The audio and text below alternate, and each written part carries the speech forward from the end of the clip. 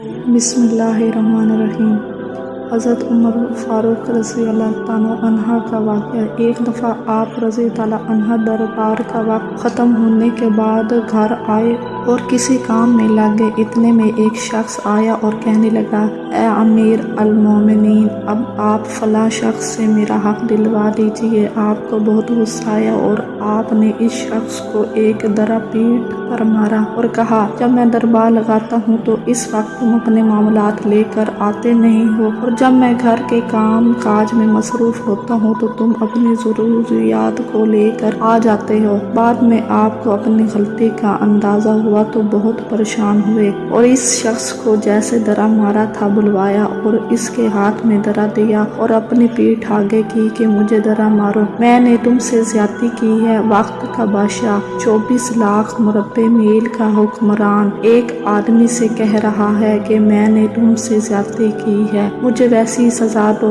اس شخص نے کہا، میں نے آپ کو معاف کیا۔ آپ رضی تعالیٰ عنہ نے کہا، نہیں نہیں، کل قیامت کو مجھے اس کا جواب دینا پڑے گا، تم مجھے ایک درا مارو تاکہ تمہارا بدلہ پورا ہو جائے۔ آپ رضی تعالیٰ عنہ روتے جاتے اور کہتے جاتے، اے عمر، تو کافر تھا، ظالم تھا، بکریاں چراتا تھا، خدا نے تجھے اسلام کی دولت سے مالا مال کیا، تجھے مسلمان کا خلیفہ بنایا، کیا تو نے اپنے رب کے احساناتوں کو بھول گیا؟